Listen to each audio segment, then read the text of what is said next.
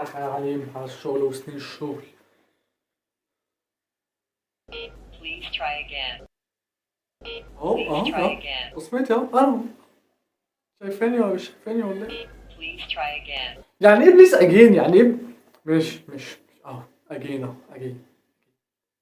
يا Please try لهوي again. هتأخر على الشغل. اهو انا انا اهو. Please يا try ستي again. افهمي انا لو مش شغال معاك وايه اللي هيجيبني الساعة 8 الصبح؟ يعني ايه اللي هيجيبني الساعة 8 الصبح عشان احط ايدي عليكي؟ ما تفهمي بقى. هتأخر على الشغل، فاضل دقيقة يلا. اهي. Please try again. قهوة عليا اجيب. افهمي هما 2800 جنيه اللي انا بقبضهم، يعني مش فاهم هما 2800 جنيه اللي بقبضهم اللي ايه بقى اجين ومش اجين مش عارف. ما بقبض 10000 جنيه كنتوا هتعملوا فيها ايه؟ يلا بقى هتأخر اهو عدى الوقت اهو. Please try again. برضه اجين عدى الوقت اتخصصت تبني غياب يخرب بيت تبني غياب.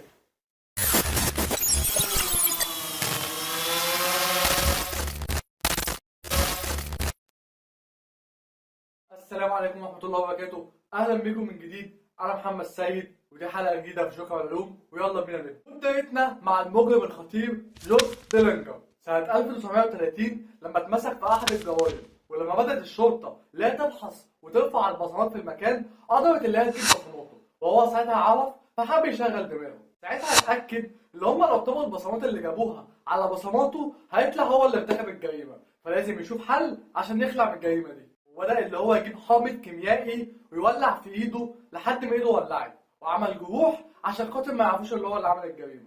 ولكن الحكومه اتمكنت من اللي هي تقبض عليه وتخليه في مكان لحد ما جلده يلم وطبقوا بصماته واتثبتت عليه الجريمه واتسجن. اتعلم ايه من القصه دي؟ اول حاجه ان السرقه حرام، وانك لو عملت حاجه غلط هتتجاب، بس ده مش موضوع حلقتنا. هنتعلم الحاجه التانيه ان البصمات اللي في الايد ما بتروحش حتى لو حصل جروح. دلوقتي بقى يا صاحبي خلينا نبدأ معاك موضوعنا في موضوع البصمة. موضوع البصمة اللي هي حاجة إعجازية في الإنسان حرفيا، مفيش بصمة بتتكرر ما بين الإنسان والتاني. بصمتك اللي أنت بتمتلكها دي هي حاجة فريدة من نوعها، جات الكود مرة واحدة ما جاتش قبلها ولا هيجي بعدها. عشان كده أهم حاجة في قفل التليفون هي البصمة بتاعتك، اللي مفيش حد هيقدر يفتح التليفون ببصمتك. كلنا طبعا عارفين انواع الامان اللي بتبقى موجوده في تليفونك عشان محدش يقدر يفتح تليفونك، منها بصمه الاصابع، بصمه الوجه، الباسورد. اي حاجه ممكن اي حد يخمنها او يفتح تليفونك ما عدا حاجه واحده، هي بصمه الايد. يعني مثلا بصمه الوجه، ممكن لو واحد شبهك زي ما بيقول لك يخلق من الشبه 40، ممكن لو واحد شبهك بالظبط التليفون ممكن يتخدع ويفتح التليفون على اساس ان انت. اما بقى بالنسبه للباسورد فاقرب شخص ليك ممكن يقدر يخمنه عن طريق مثلا تاريخ ميلادك، رقم عشوائي بتحطه، عيد ميلاد الاكس. انما بقى بصمة الأصابع مفيش شخص ممكن اللي هو يفتحها مكانك، لأن البصمة دي زي ما قلت لك بتيجي مرة واحدة، ما بيجيش قبلها ولا بيجي بعدها. وبصمات الأصابع بيطلق عليها تلال الاحتكاك، والتلال دي بتبقى على قمتها مسام مرتبطة ارتباط مباشر بالغدد العرقية اللي بتكون موجودة تحت الجلد. عشان كده اي حاجه بتمسكها واي حاجه بتحط عليها ايدك بتسيب بصمه العرق على شكل النتوءات والجبال التلاليه اللي موجوده على صوابعك. والتلال دي بتشكل انماط حلزونيه ودائريه على سطح الجلد نفسه. ومن الجميل ان الاشكال دي مش عشوائيه ولا حاجه، الاشكال اللي بتبقى موجوده في صبع الانسان ليها 3 انواع. والنوع الاول بيطلق عليه اسم النمط القوسي، وده بيبقى موجود على شكل اقواس منتظمه فوق بعضها، والنوع ده موجود عند حوالي 5% من سكان العالم. بالنسبه للنوع الثاني وهو نوع اسمه الدوامات، وده شكلها بيبقى عامل دوائر حوالين بعضها، وده موجود عند حوالي من 30 ل 35% من البشر. اما بقى بالنسبه للنوع الثالث وهو الاكثر شيوعا هو النمط الحلقي، وده عن طريق ان يبقى فيه حلقات في جانب الاصبع وتبدا تلف حوالين بعضها لحد ما تطلع لفوق، وده منتشر عند حوالي من 60 ل 65% من البشر. وانت بتتفرج عليها دلوقتي وبصيت على صوابعك هتقدر تحدد انت انه نوع من التلاته اللي انا قلت لك عليهم. ومن اكتر من 2000 سنه تحديدا في الصين قدرت الصين اللي هي تعرف ان البصمه دي حاجه مهمه جدا، وقدروا ساعتها اللي هم يستخدموها كتصديق لاي ورقه يمضي عليها الحاكم او الاباطره هناك. يعني تأكيدا لطلبا أو تأكيدا لحكم أو تأكيدا لأي حاجة لازم الإمبراطور أو الحاكم هناك اللي هو يبصم على الورقة بصبع الإبهام عشان يأكد الحكم ده أو القرار ده.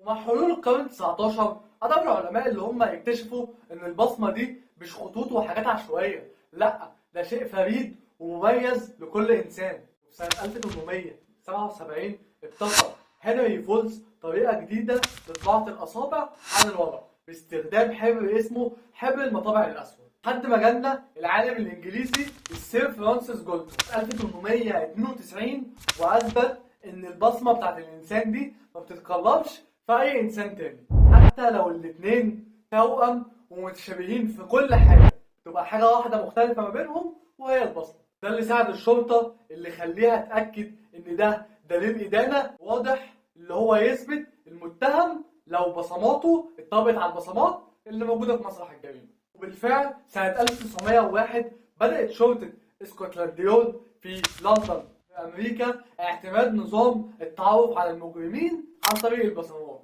وده الطريق اللي بدأ بيه التعرف على المجرمين لحد وقتنا هذا. وده خلى الشرطة والحكومة تقدر تسجل كل بصمات المجرمين المعروفين عندها، لو خاطر حصل أي جريمة ورفعوا البصمات يقدروا إن هم يتابعوها في البصمات الموجودة عندهم ويكتشفوا المجرمين اللي بيعملوا ده بسهولة. ولكن ده في حالة إن لو المجرم ده مجرم معروف وكان عامل قبل كده جرايم، إنما لو مجرم جديد أو أول مرة يعمل حاجة فساعتها هيتابعوا البصمات دي مش هيلاقوها هي، فهيسجلوها عندهم كمجرم من أنواع الناس اللي هم بيسجلوها. طيب ما البصمة دي بتتكون إمتى؟ خليني أقول لك إن بصمة الإنسان بتتكون من وأنت في رحم أمك، من الجنين في رحم أمه في حوالي في الشهر الرابع للشهر السادس بتتكون البصمة دي وبتفضل معاك لحد آخر يوم في عمرك. وبتتكون إزاي؟ خليني أقول لك إن طبقات الإنسان 3 طبقات أساسية، وهما الطبقة الخارجية والطبقة الوسطى والأدمى.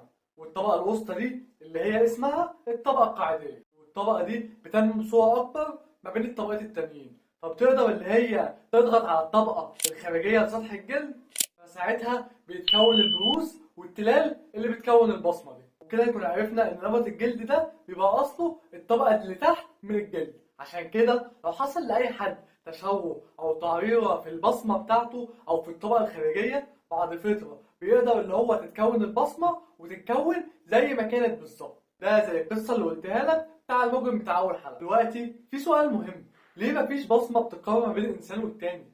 إيه السبب اللي بيخلي البصمات اللي هي ما تتكررش أو ما بتتكررش بنفس النمط؟ خليني أعرفك إن في حاجتين بيأثروا على البصمة، والحاجتين دي مستحيل إن هما يتشابهوا ما بين الإنسان والتاني حتى لو الاتنين توأم موجودين في نفس الرحم. السبب الأول هي عوامل وراثية، ودي حاجة بتأثر على البصمة بشكل كبير، ولكن كمان في جزء بيأثر على البصمة عن طريق البيئة المحيطة على الجنين اللي موجودة في الرحم، طريقة التغذية ووضعه ومكانه وحاجات كتيرة قوي، لأن الجنين مش بيبقى الاتنين في نفس المكان، ده بيبقى موجود والتاني بيبقى موجود عكسه، ده بيبقى ليه بيئة محيطة وده بيبقى ليه بيئة محيطة. البصمتين بيبقى ممكن نفس النمط ولكن مش نفس الشكل. يعني خليني اقول لك ان القرايب والاخوات والتوأم ممكن يتشابهوا في النمط وفي الشكل، ولكن بيبقى فيه اختلافات. الشكل ممكن يكون هو ولكن في كذا حتة مختلفة، هي دي اللي بتفرق بصمة عن الانسان والانسان التاني. طب كان في كلام ان لما الانسان بيكبر وايده بتعجز وتجعد كده البصمة بتاعته بتتغير ومتبقاش نفس الشكل اللي كان عليها زمان. خليني اقول لك ان العلماء اكدوا ان فعلا انت لما بتكبر البصمة الجلد بتاعها بينكمش، فانت بيتهيأ لك ان البصمه اتغيرت، ولكن نمط البصمه وشكل البصمه هو من وانت شباب لحد ما تكبر. لكن في حاجات ممكن تأثر على البصمه بطريقه غير مباشره، ولكن النمط والشكل هو زي اللي انت لو بتشتغل في حاجه بتخلي ايدك مثلا على طول يأثر فيها الجلد وكبر السن، واللي انت مثلا يحصل لك تشوهات او حروق في بصمه ايدك، دي كلها عوامل بتأدي ان شكل البصمه يتغير. ولكن الشكل ده بيتغير ايه؟ مؤقتا. ان من الجميل في الموضوع ان مهما تعمل ومهما يحصل كل ده انت لو قعدت فتره صغيره يقدر اللي هو البصمه تتكون تاني، هتتكون زي ما كانت بالظبط. ولو قدرت ان انت تطابق بصمتك بالبصمه اللي قبل ما يحصل لك اي حاجه هتلاقيها هي ما اتغيرتش في اي حاجه. العلماء كمان اكدوا ان المتوفي بتفضل بصمته هي لو الجثه دي اتحفظت في مكان دافي هيفضل بصماته موجودة لمدة 5 أيام. لما اتحفظت في مكان زي التلاجة مثلا تقدر البصمات دي موجودة على ايده لمدة 60 يوم. يعني حاجة كده إعجازية، فسبحان الله الخالق. خليني أقول لك كل إنسان له بصمة يتميز بها عن غيره، فالبعض بصمتهم الصدق، والبعض بصمتهم الحكمة، وناس آخرون بصمتهم الصدق. ولكن من جمال الأخلاق أن تجمع كل تلك البصمات في بصمة واحدة. جمال أخلاقك يكفيك عن كل تلك البصمات. في الآخر ما تنساش بقى تعمل اللايك والشير، واشوفكم على خير. كان معاكم محمد سيد في جوكر العلوم.